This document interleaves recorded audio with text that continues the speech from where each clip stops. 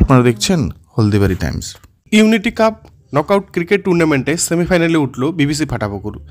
মেলার মাঠ তরুণ সংঘের পরিচালিত মোট 16টি দলকে নিয়ে ক্লাবের নিজস্ব মাঠে এই খেলার আয়োজন করা হয়েছে। রবিবার জলপাইগুড়ি 11 বনাম রাইজিং স্টারের মধ্যে উদ্বোধনী খেলাটি অনুষ্ঠিত হয়।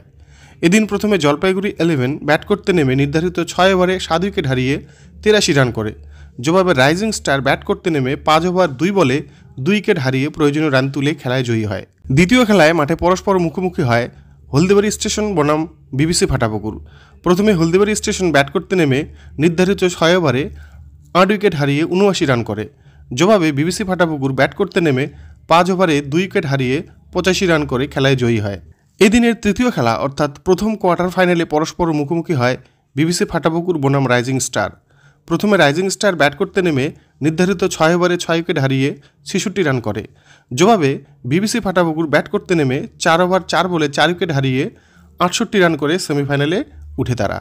এদিনের উদ্বোধনী খেলায় উপস্থিত ছিলেন হলদিবাড়ির বিডিও রেঞ্জি লামো শেরপা, বিশিষ্ট সমাজসেবী অঙ্কিতা অধিকারী, হলদিবাড়ি থানার আইসি কাশ্যপ রায়, পৌরসভার চেয়ারম্যান শঙ্কর কুমার দাস, পঞ্চায়েত সমিতির সভাপতি শৈলবালা রায়, বিশিষ্ট ক্রীড়াপ্রেমী অর্ণব কুণ্ডু সহ অন্যান্যরা।